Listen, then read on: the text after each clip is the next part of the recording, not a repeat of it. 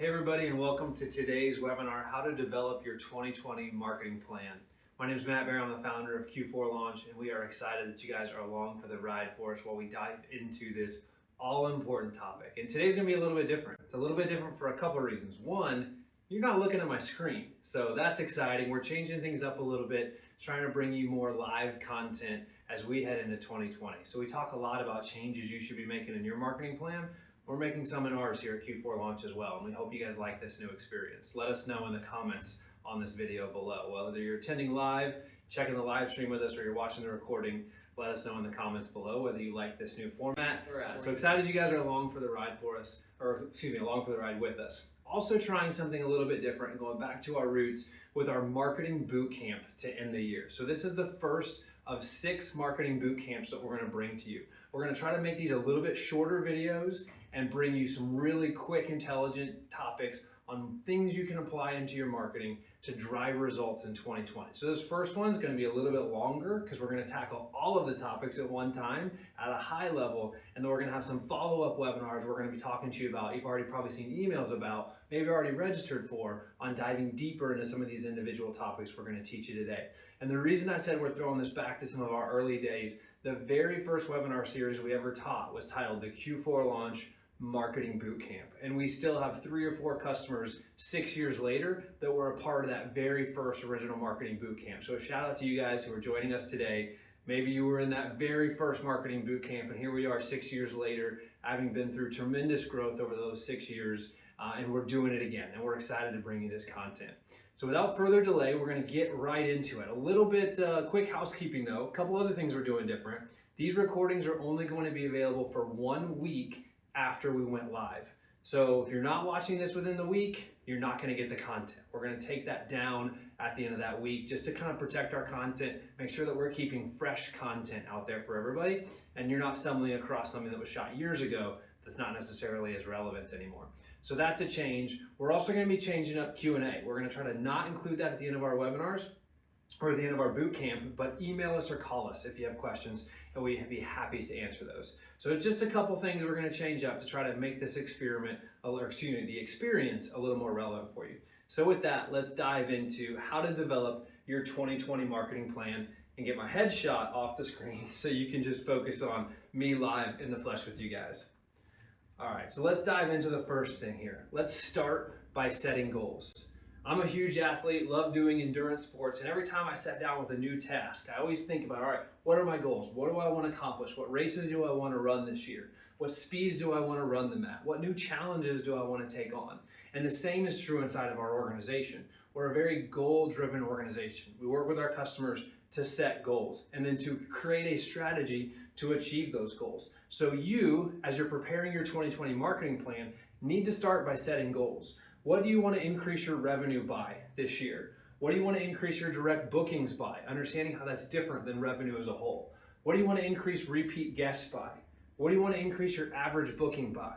And over the next 5 boot camps that we're going to teach you strategies to achieve each of those things, but I'm sure you have some other goals that you're leaning towards for 2020. Some things that are kind of burning desires for you to see your business accomplish in 2020. And we're going to be excited to come alongside you in that journey and help you create strategies to execute on accomplishing your goals. But as we do that, as we set those goals, as I talk, so I want to run a marathon in 2020. Or if you followed us for a while, I want to run another marathon in 2020, which my wife tells me is a bad idea, and it's going to get in the way of our family life a little bit. But not just do I want to run a marathon in 2020, I want to qualify for Boston in 2020. And I'm saying it here so you all can hold me accountable to that. So when you see me at conferences, ask me how that training is coming along. But as I'm preparing to train and run Boston in 2020, I'm doing a couple things. One, I'm reaching out and bringing somebody on that journey with me. So actually one of our employees named Steve, who I've run marathons with in the past, is going to be running this marathon with me, both of us working together to accomplish that goal. And in that, I'm going to have some accountability to my training, as well as somebody to come alongside, and we can cheer each other on in that training. So I would encourage you to find somebody in your life that can hold you accountable to those goals, or find a partner like Q4 Launch that you guys can work together on those goals with. That makes the whole journey a lot more fun and a lot more likely that you're actually going to get there. But not only that, but you got to break those goals down into some things you can accomplish. So Not just do I want to run a marathon, but I want to qualify for Boston. And if I want to qualify for Boston, that means I've got to run about a 3-hour marathon. And I'm going to break that down so I know where I've got to be at the half marathon, where I need to be at the 10K, and I'm going to set what we would call waypoints along the journey to get those goals. So here are some goals you might currently have, but let's figure out where we're starting. So I'm starting today in a place I can pretty comfortably run a 10K, and I can pretty much do that at probably 38, 39 minutes. So to get to a marathon in 3 hours, what do I need to do to get there? Point being, I know where I am, I know where I want to go, and then I can develop a strategy to get from here to there. And that's what we want to help you do over the next 5 weeks. Help you understand where you want to go, where you are today, and then what's your strategy going to be? How are you going to implement on that to get where you want to go? So here's a few things to be thinking about. We'll put those on the screen for you, but what's your 2019 revenue? You've got to know where you are now, and of course you probably know this number off the top of your head, but where am I today so that I can think about where do I want to be in 2020 and then develop that plan to get there. And who doesn't love a little anytime you can put the Where's Waldo graphic in a Prezi, I think you've won in some nature. So thanks to our design team for setting me up with that. And then as you're doing that, you got to brainstorm multiple strategies to contribute to each of your goals. So one thing is not enough. And just to kind of extend that marathon analogy out a little bit more, I understand I have to develop multiple strategies to get me where I want to be. I can't just go out and run one long day a week and get to the marathon. I might be able to, but I probably wouldn't get to my Boston qualifying time. And in the same way, you have to develop multiple strategies inside of your marketing plan, your website plan. We're gonna lay those out for you, some of the strategies we see being most successful. But you gotta have a tempo day. You gotta have a speed day. You gotta have that short burst of energy, so a nutrition plan to make sure that it's sustainable for you over the long run. And you gotta have that long day, those investments that you're making into really being able to say, okay, can I go the distance? Can I accomplish this over the course of 2020? And in your marketing plan, it looks a little bit different. You're gonna have some short-term investments that you need to make to drive immediate bookings. You're gonna have some long-term investments that you need to make to go the distance. And then along the way, you're gonna have infusions of bookings at different points based off what your pace reports say. Your pace report might say, hey, we're ahead of pace right now. And that's great. We can cut our pay-per-click budget, or we can do a little bit less here because we're in a great place. We're ahead of pace. Or we're going to keep our foot down on the accelerator from a marketing perspective, but I'm going to raise my price because my pace says I can do that. And that's the ideal scenario, but maybe we're behind pace and we see that. We got to figure that out as well. If we're behind pace, how does our strategy need to evolve? And if we know that, we might pull a goo pack out of our pocket. And if you're a runner, you know what I'm talking about. The dreaded goo pack that comes out of your pocket, it tastes nasty going down, but you know that burst of energy it's going to give you. And sometimes those marketing strategies may not be things that you're super pumped about, having to cut price or having to do a special or a promo or do extra heavy lifting from a marketing perspective. You might not be pumped about it, but that investment you make in that moment, swallowing that goo, makes it more likely you're going to get where you want to go. You get that burst of bookings, you get that burst of energy that gets you back on track, back on pace for your marathon or for your 2020 booking goals that you're working towards. So think about that. Brainstorm multiple strategies to contribute to each of your goals. And we're going to lay out over the next 5 weeks what those strategies are and how to execute on them so there's no ambiguity in whether you're going to be successful in 2020 or not. So let's dive in a little bit.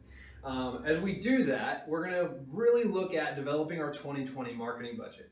And if you were with us a couple weeks ago, we did a whole webinar just about our 2020 marketing budget. We're going to leave that one up on your YouTube channel or on our YouTube channel for you so you can access that. So check that out up on our YouTube channel. We're not pulling that one down after the week, so you can see that there. Really get a baseline for how to think about budgeting in 2020. Generally though, and the slide says 10 to 15%, but depending on the size company you are, you need to be thinking that your marketing budget probably needs to be somewhere in the 5 to 20% range of your total annual revenue. The smaller you are, the larger the percentage needs to be, but 5 to 10% is probably a good range for larger properties. 10 to 20% is probably a good range for smaller properties or smaller vacation rental managers with less properties. So that's one of the challenges of being smaller. You have to invest more to get a similar result. So it's a little bit different, but you got to really make sure you're budgeting appropriately. And then making sure that you're aligning your budget to your goals. This is an important part of that process of aligning your budget to your goals. Meaning, if you have really aggressive goals, you better have an aggressive budget to get there. We can't say we have really aggressive goals. We want to grow revenue 20% or 30%, but we're just going to invest 5% of our overall budget to get there. I can't say I want to run Boston next year, but only train 2 days a week. If I want to accomplish an aggressive goal, I have to invest into that goal in an aggressive way. We also have to be willing to invest in areas that we're confident are going to drive a strong ROI. And this comes together with balancing our short-term and long-term investments. I referenced that a few minutes ago, kind of talking about those long-term investments, the long planning that I'm doing, as well as some of the short-term investments, that speed work that I'm doing to try to get faster at the same time. And you've got to balance your long-term and your short-term investments. For example, investing into organic search or Google SEO, as you may have heard it called, that's a long-term investment. You're not going to see immediate results from that. Whereas pay-per-click can be a short-term investment. You can get immediate results from pay-per-click, and that's great, it's exciting, but there's less long-term ROI on that investment. We're going to unpack that a little bit as well. And then something I would encourage you to do, and one of my favorite parts about being the founder of Q4 Launch, is being able to do little bets. There's a great book from years back, I think literally called Little Bets, and I'd encourage you to read the Cliff Notes, but the Cliff Notes essentially says you need to be constantly making little bets in your business. And I'd say that applies to all areas of our life. We need to be challenging ourselves, pushing ourselves, making little bets into new ideas that we have. So we should set aside a percentage of our marketing budget to try new things. But when we try those new things, we want to make a little bet in doing it. Quick story about us at Q4 Launch. 6 years ago, we had a little bet that we were going to launch a webinar series, and we titled it our Marketing Boot Camp. Fast forward, now we're one of the fastest growing companies in America, recognized by Inc. 5000 for the last 3 years. That little bet totally transformed the way that we come to many of you, that many of you have come to know us, and the position that we have in the marketplace. And we make those same little bets on behalf of our customers. Around that same time, we were working with a B&B in downtown Charleston. And I said, there's really got to be an opportunity. I was learning a lot from HubSpot and various other digital marketing and content marketing thought leaders. I said, there's no one really addressing the dreaming and the planning stage of the 5 stages of travel. So we launched this little bet we had called a vacation guide. Now, every single customer we work with on the marketing side uses a vacation guide of some sort, and we generate hundreds of thousands of leads for our customers every year that convert into millions of dollars worth of bookings, because 6 years ago, we made one little bet that paid off big for one B&B in downtown Charleston, and now that's represented on hundreds of marketing customers we have across the United States, really from Singapore to Maui. So that one little bet has made a huge impact on many of your lives and many of your businesses. And you got to think about those things in your own business. And while I've shared with you a few examples from our history, I can tell you one of my other favorite parts of what I do is walking around our office every day. And one of the reasons we think it's so important to share time and space and investing into an office so that we can create collision amongst our employees and share those ideas, and those little bets boil up. And we're working on a lot of really cool little bets that some of you have heard a little bit about. Most of you will be hearing more about in the coming months as we prove those little bets out to be successful. So think about that in your own marketing. What little bets do you need to make? What ideas have you had for the last few years that you haven't executed on and that you need to execute on now? And as you're doing that, that leads you into boldly going where you've never gone before. If you want a result you've never had, you have to try something you've never done. So excuse the Star Trek reference, you can see the inner geek inside of me coming out here, but boldly go where you've never gone before. Try something you've never tried before. And in doing that, you'll get somewhere you've never been before. You'll accomplish something you've never accomplished before. And I think you'll find that it's a lot more fun doing business when you're doing it that way. So here we go. We're going to dive into 6 strategies to make 2020 the best year yet. And these 6 strategies that we're going to teach you also are going to line up to our deep dive webinars or boot camps that we're going to be doing over the next 5 weeks. So you notice that one of them isn't going to be taught because it's a pretty simple strategy we think you can execute on without a boot camp, but the others are each going to be their own boot camp. And we're going to have the dates on here for each of those boot camps as well. So number 1, fix your website. I was talking to somebody today on the phone, literally about an hour ago, and we were talking about the fact that you can do all this marketing, you can drive all this traffic, but if you have a lousy website that doesn't make people want to book with you, they're not going to book. So as you're thinking about this, as we're thinking about how do we make 2020 our best year for our business ever, if you have a lousy website, you need to fix it. And the great news is it doesn't have to be expensive anymore. Our B&B websites start at $297 a month, and our vacational sites start at $500 a month. So with a very nominal budget, you can have a world-class website that will catapult you into a new realm and help you compete with competitors that may be significantly bigger than you or have much larger budgets than you. So there's a few bullet points on the slide here about what makes a great website. But I think one of the things I want to drive home for you, and we're going to teach a whole webinar, a whole boot camp on this topic, so you can definitely come back to check that out. We're going to dive deeper onto this topic then. But one of the things I want to drive home for you is that your website is your number one tool to drive direct bookings. It's your number one tool to drive direct bookings. And my guess is, if you're on today's boot camp, driving direct bookings is a top priority for you. It's the thing we most commonly hear from prospective customers is their number one priority. And if you want to drive more direct bookings, you've got to make sure you have an awesome website. You've got to make sure that website is going to support your goals.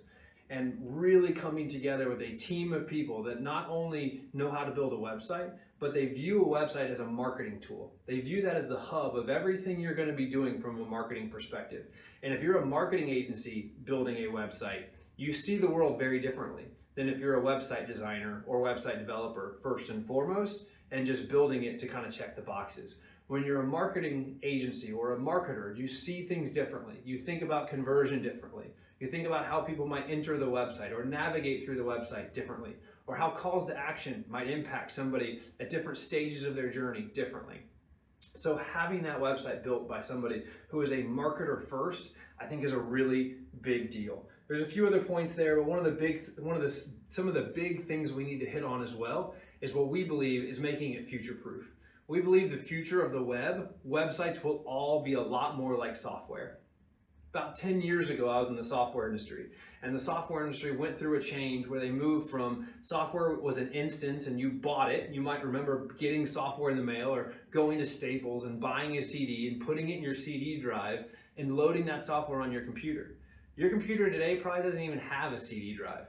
Am I right? Like, you're with me there. So the software industry has moved from that model to software as a service. And the website design industry is in that same transition where we're moving from doing projects, building these big websites that take a long time, you spend a lot of money, to moving to more of a website as a service model. And in doing that, we're able to release new features, new updates all the time. So instead of you being on your own for maintaining and coming up with all the ideas for the future of your website's constantly getting better through a process of maintenance, through a process of new feature releases, and we call that our future-proof platform. We literally own the trademark, but the idea being that your website is future-proof. No matter what happens tomorrow, your website will stay up to date with it because we're able to update all of our customers' websites at scale very quickly, and our dev team is releasing new features and functionality for our platform on a regular basis. Compare that with the old way of doing things. You start working on a website, it's probably a little bit outdated when they started working on it. 90 days later, it surely is outdated, and you launch an outdated website that's brand new for you, but outdated immediately. That's the history of what we've been dealing with. And there's a new, better way to do it. You just got to step into that and embrace the change that's inevitably coming in our industry. We've already seen it in the software space, and you're probably already using a ton of software as a service now. You got to move that direction from a website perspective, and you'll realize you have a much better product that's constantly getting better as part of that journey, and you don't have to own that responsibility and cost of doing it all yourself.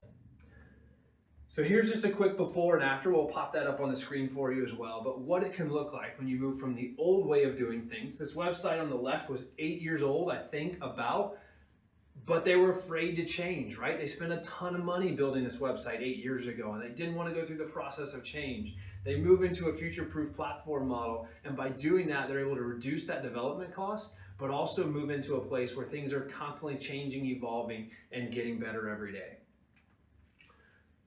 One other quick case study here, just to kind of encourage you a little bit in what you're doing. I talked about you've got to embrace change. You've got to do things you've never done. But I wanted to tell you a quick story on Larry and Nancy from Your Friend at the Beach. In January 2018, they took that step. They've been following our webinar series for about 2 years at that point, and it sat where many of you sat, a little bit scared to take that next step, a little bit scared to make that investment, but they were on the precipice of a new year. They knew they wanted results they've never had before. So they made an investment they've never made before. And here's just a little bit of information on their journey over that period of time.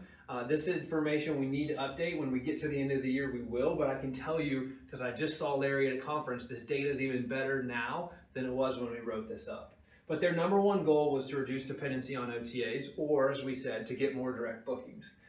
Over the course of the last 18 months or so, we've helped them increase organic traffic by 58%. At the same time that organic traffic in the industry is decreasing, they increased theirs by 58%.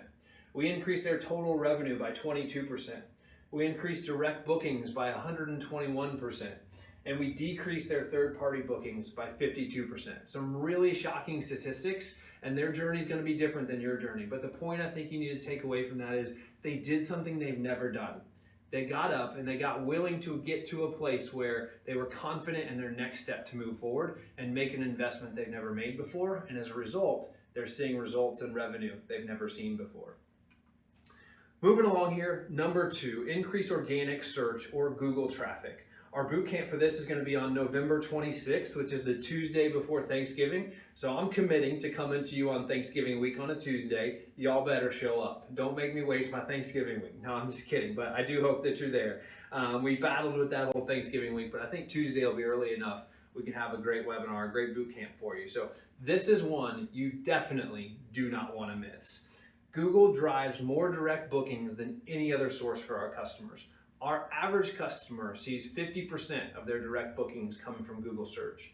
But in the last 12 months, we have seen unprecedented change from Google. And we need to really look at that and understand this. I just actually taught this session. It's going to be edited a little bit for our webinar.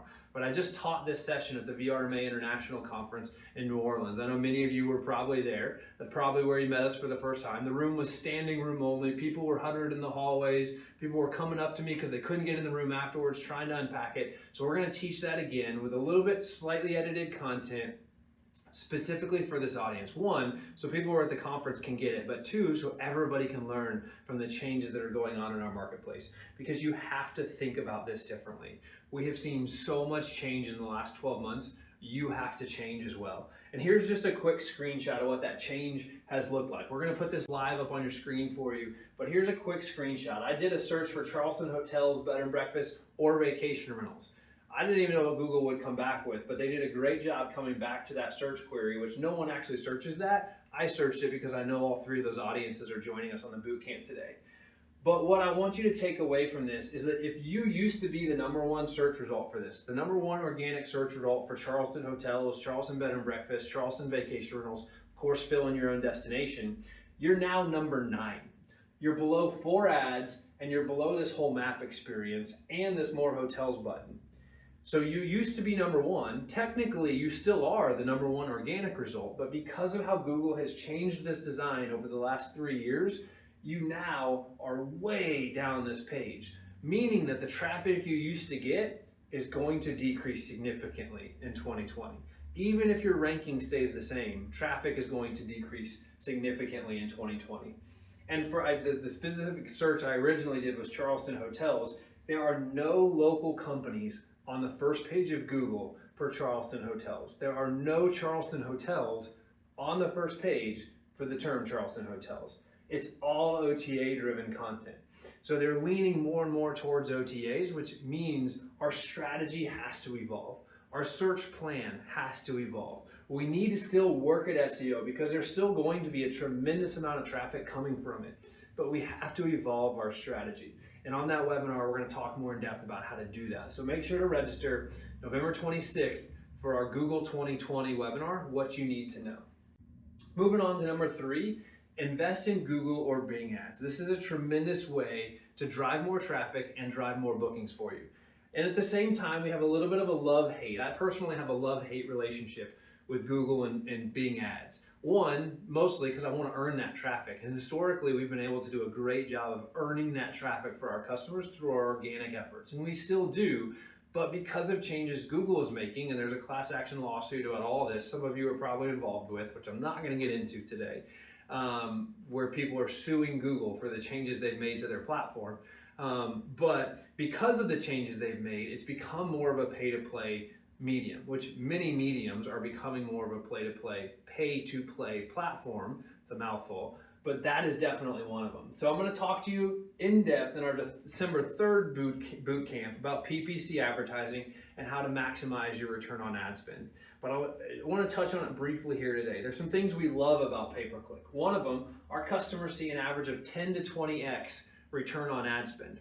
And we look at that because we see a 5 to 10x return on ad spend in Google Analytics when we're looking at e-commerce revenue. And then most of our customers get about half their direct bookings by the phone. So we assume that if half direct bookings come by the phone and we have a 5 to 10x return on ad spend inside of analytics, people booking online, let's double that to factor in our phone bookings and get the 10 to 20x. But whichever the number is, whether it's 5 to 10x for e-commerce bookings or it's 10 to 20x when you factor in the phone bookings, we get really strong return on ad spend. The flip side of that is one of the things I hate about Google Ads is we take over a ton of Google Ads campaigns where people are wasting a ton of money and where agencies are wasting a ton of money. And there's a stat from WordStream, which is a software company that works with Google Ads, that 70% of all Google Ads budgets are wasted. And I'll tell you, in seeing the campaigns we've taken over, that is absolutely the truth, and it might even be higher. So if you're doing Google Ads, I would encourage you not to go it alone because you can waste a lot of money really quick. And they make it so easy. There's so many tools to try to make it easier for you, but honestly, those tools are really designed to make you spend more money. And most of the time, people use those tools without necessarily understanding how they're using them. They end up wasting more and more of their budget. So be very careful if you're managing Google Ads yourself, and watch it closely if someone is managing Google Ads for you. Some of the other things I love about Google Ads is that we can fluctuate budgets when we need bookings. So I referenced our pace reports earlier and being able to spend more money if we're behind pace from a booking perspective, or being able to throttle that back if we're ahead of pace, or leave it in place and drive our rates up.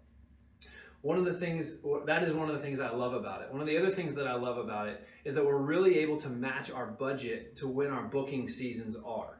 So most people just have a set budget. They spend X every single month.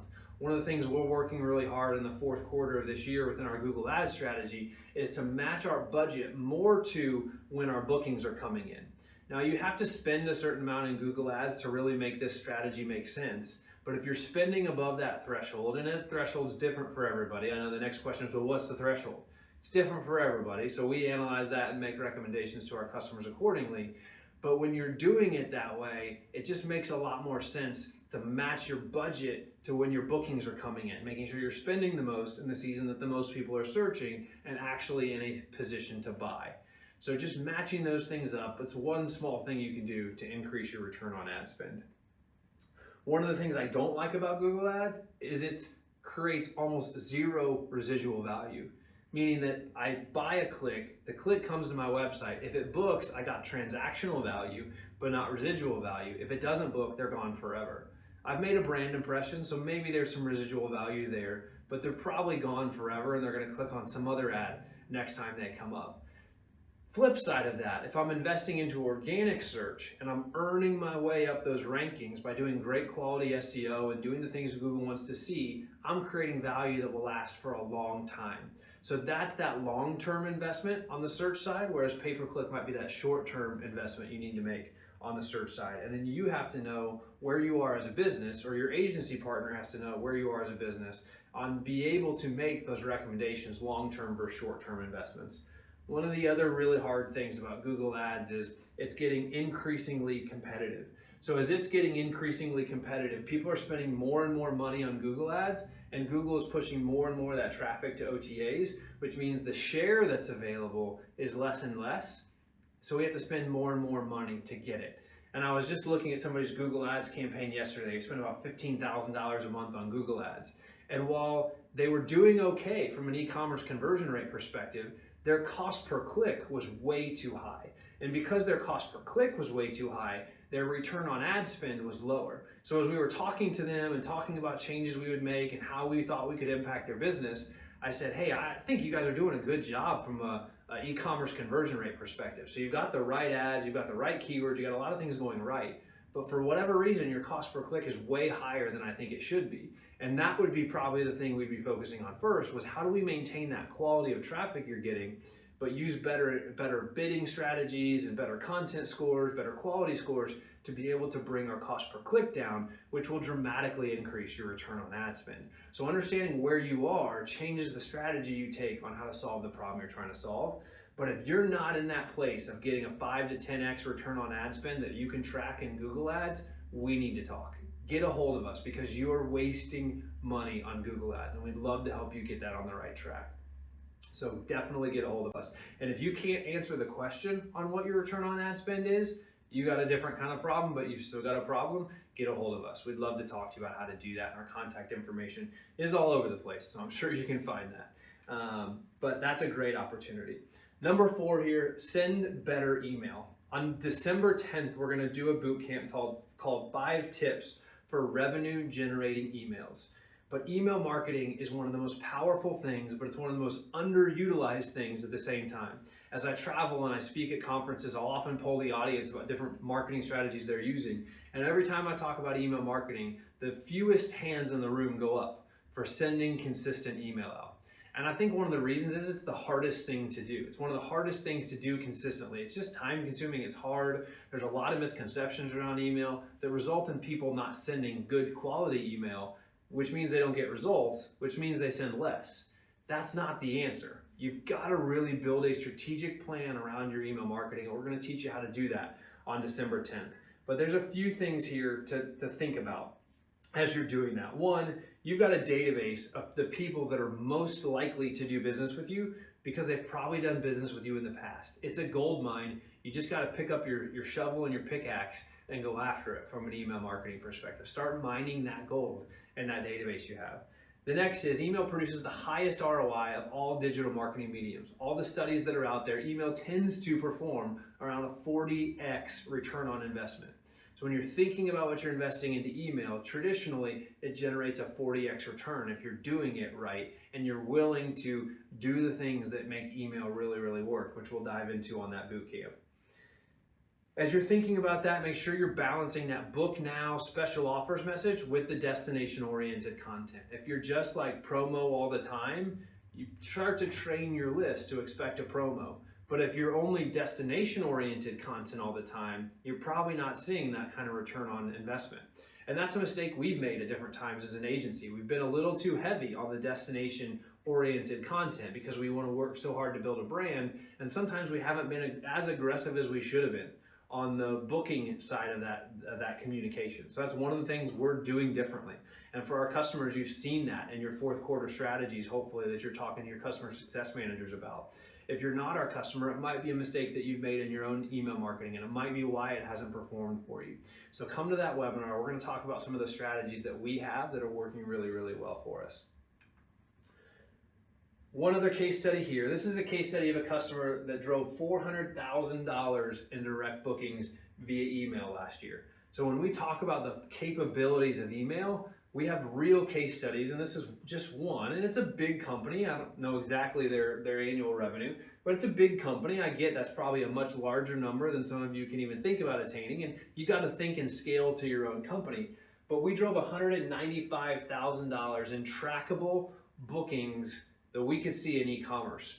We know they get about half their bookings on the phone, so we can double that to get to 400,000. What we can't track is how many people did they forward that to? How many people did we become top of mind with and they told a friend about this company?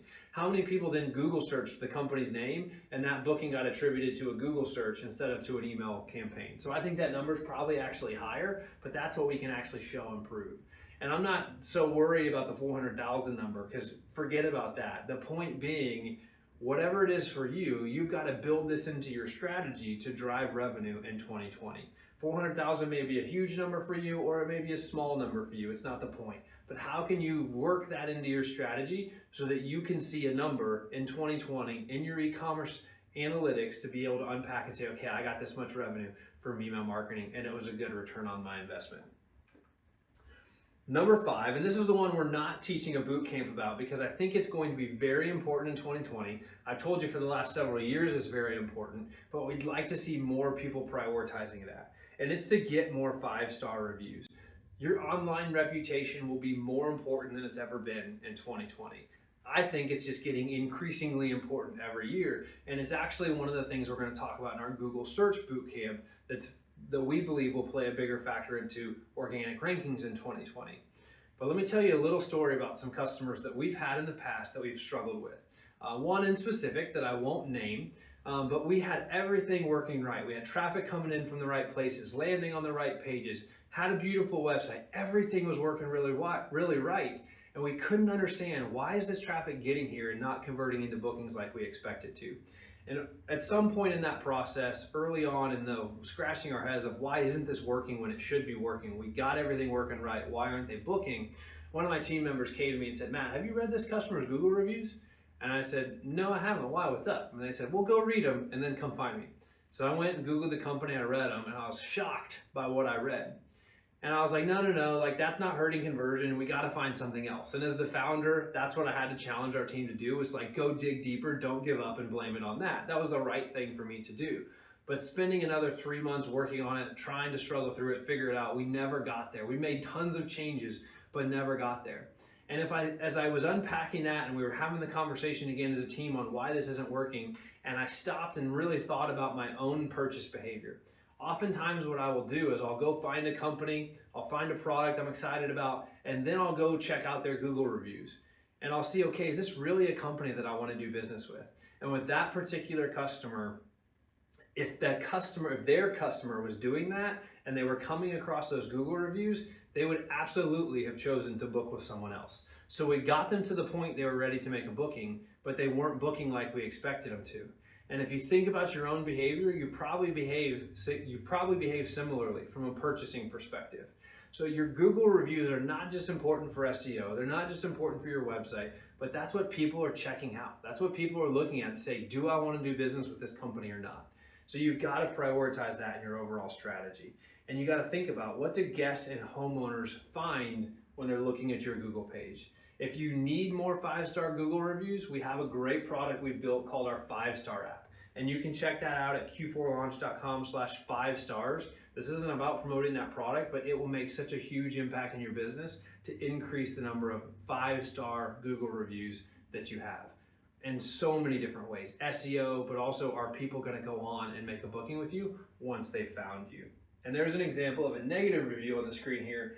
It's with some things screenshotted out, just so you can think about it.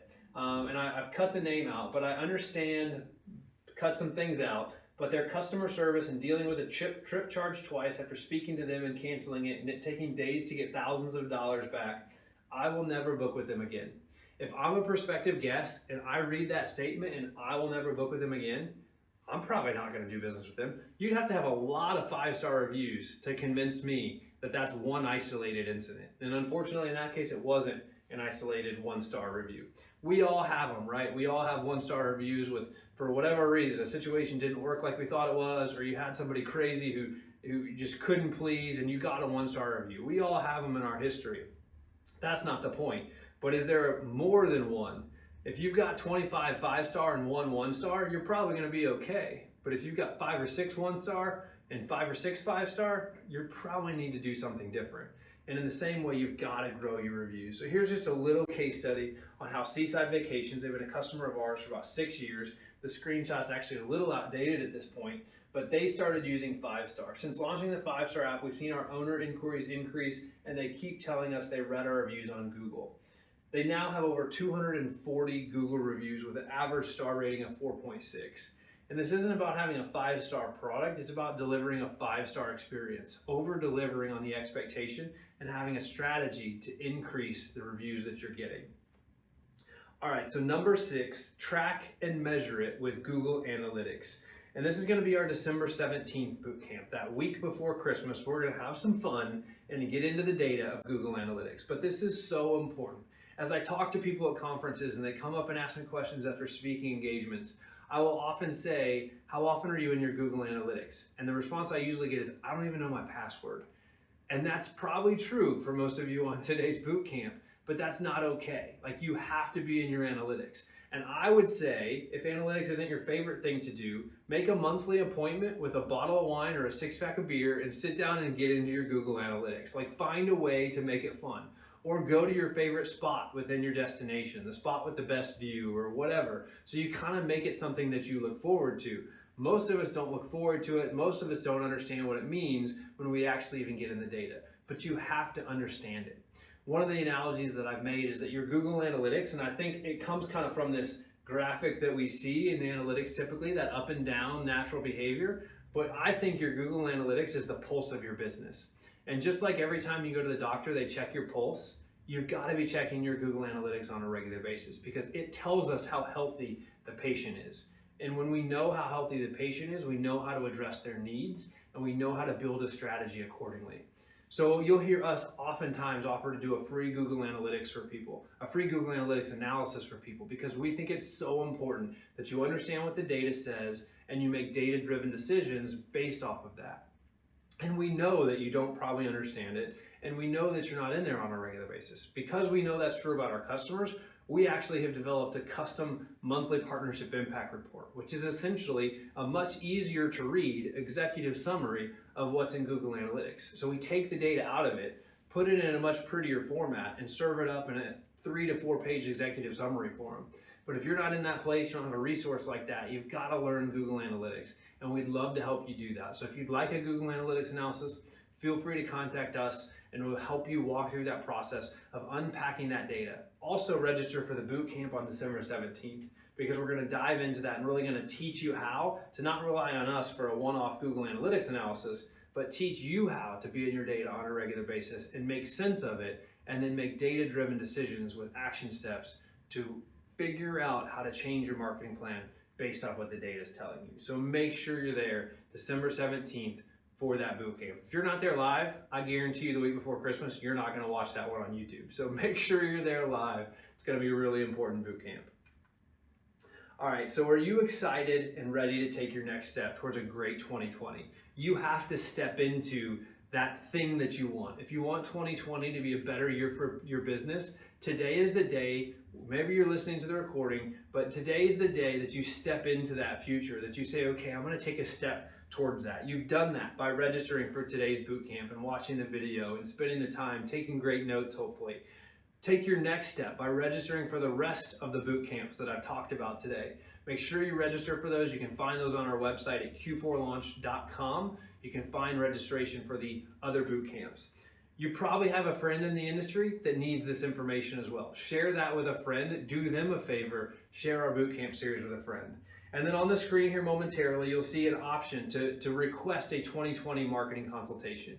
If you need help, click the box on your screen right now to request a 2020 marketing consultation. We will do that for you absolutely free, just to look at your data, look what's going on in your marketing world, and help you build a 2020 marketing plan, get you on the track towards doing that. Maybe you want to skip that and you just want to get straight to the brass tacks of, well, how can Q4 Launch help me do this in 2020? Maybe you want to take that step that Larry and Nancy took at the beginning of 2018 and say, okay, I've been coming to these webinars long enough, I need to take action. So you can check the box on the screen that requests a meeting with our team to specifically see how we can help you grow your bookings. So there's two things there, right? One, request a consultation where we'll spend 15, 20 minutes and just kind of tell you what you need to do to have success in 2020. The other is, let's talk about how we might be able to come alongside you as your marketing partner, as your marketing department, and do this for you so you don't have to worry about it in 2020. If you want that option, check the second box there. Either one's absolutely fine, or you can check the no thank you box. That's cool too. We don't care which one you check. We just want you to check one of them so we can keep our engagement going. GoToMeeting pressures us to get about 70% of people to vote in our polls before we can close those polls out to keep our engagement scores high. So do me a favor, if you're on the webinar, on the bootcamp live, check the box for one of those three options. Again, we don't care which one you check, but check one of those three so we can keep our engagement scores high. So awesome, thank you guys for doing that. We're gonna close that poll out now, and we are going to kind of wrap things up. As I said, we wanted to kind of bring the timelines in, so we're not gonna do Q&A at the end of our time together. but my contact information is on the screen there. If there's any questions I can answer for you, please reach out to me. I do travel a lot, so give me a little bit of time to respond to your question, but I'll respond to every question that I get. My email address is there, my phone number is there. You can also follow us at facebook.com/Q4launch. I hope today's content has been super valuable for you. I hope today's content has helped you think about how to plan for 2020. I know that the next 5 boot camps that we're going to teach you are going to be really powerful. And just a quick selfish ask, if I can, if today's content was helpful for you, share this video with a friend. Comment in the comments section below. Tell us what you're thinking about. What plans do you have? What are you going to do different for 2020? And we'd also love it if you'd go to Google and leave us a 5-star review. So we'll actually put a link in the email that'll take you straight to our review page, and you can leave us a 5-star review. If we've helped you through today's content, leave us a 5-star review there. If you have any specific questions you'd like us to address in any of those 5 boot camps we have coming up, please email me those questions as well, and I'll work that into our content that we're going to be teaching on those 5 boot camps. So a couple action steps for you there, but do something with it, right? Do something with what we've learned today. Don't just process this information and make no change in your business. That's the most painful thing for me as a speaker, when I see people learn, get excited, and then go home and do nothing.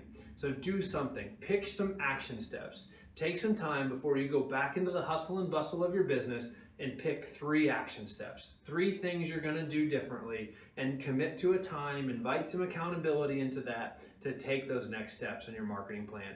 And if you do that, your 2020 will start to get a little more clear and start to get a little better before it's even here. And then you can just spend New Year's Eve partying because you know you got a great plan for the best 2020 you've ever had. We look forward to seeing you guys on our next boot camp, How to Have a Killer Website. So make sure you're registered for that, share it with a friend, and we'll see you in a couple weeks.